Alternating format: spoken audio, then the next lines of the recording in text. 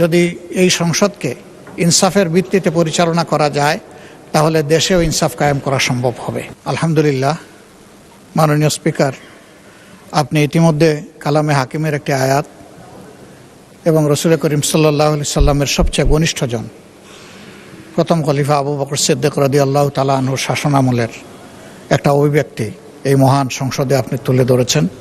এই জন্য আপনাকে মোবারকবাদ। আপনি ডেপুটি স্পিকার নির্বাচিত হয়, আমরা সেদিন এক দফা আপনাকে অভিনন্দন জানিয়েছি, আজকে আবার আনুষ্ঠানিকভাবে অভিনন্দন জ্ঞাপন করছি। ধন্যবাদ।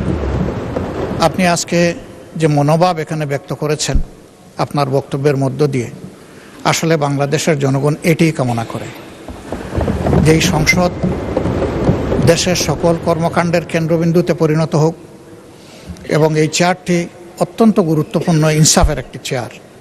এই চেয়ারের জায়গা থেকে আপনি ইনসাফের যে বার্তা দিয়েছেন, যে আপনি নিরপেক্ষভাবেই সব কিছুকে বিবেচনায় নেবেন এবং যার যেটা পাওনা তাকে সেভাবেই দেবেন। তো আমি আরেকবার অভিনন্দন জানাই আপনার এই মনোভাবের জন্য।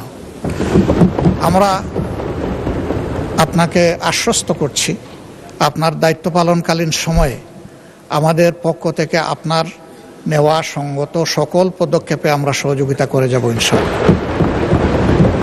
আবার আপনি সহযোগিতা চেয়েছেন, মানুষ হিসাবে ভুল যে কেউ করতে পারে। আপনার এই চেয়ারের জায়গা থেকেও যদি এরকম কিছু হয়ে যায়, আমরা যেন আপনাকে শুধরে দিয়ে সহযোগিতা করি। এ দায়িত্ব আমরা নির্দ্বিধায় নিঃসংকোচে পালন করব ইনশাআল্লাহ। ধন্যবাদ।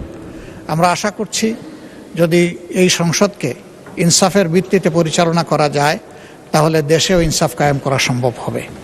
আমরা এই প্রত্যাশা নিয়ে আপনার সুস্বাস্থ্য এবং নেক হায়াত কামনা করে আপনাকে আবারও অভিনন্দন জানিয়ে আমার বক্তব্য শেষ করছি। আল্লাহ হাফেজ। আসসালামু আলাইকুম।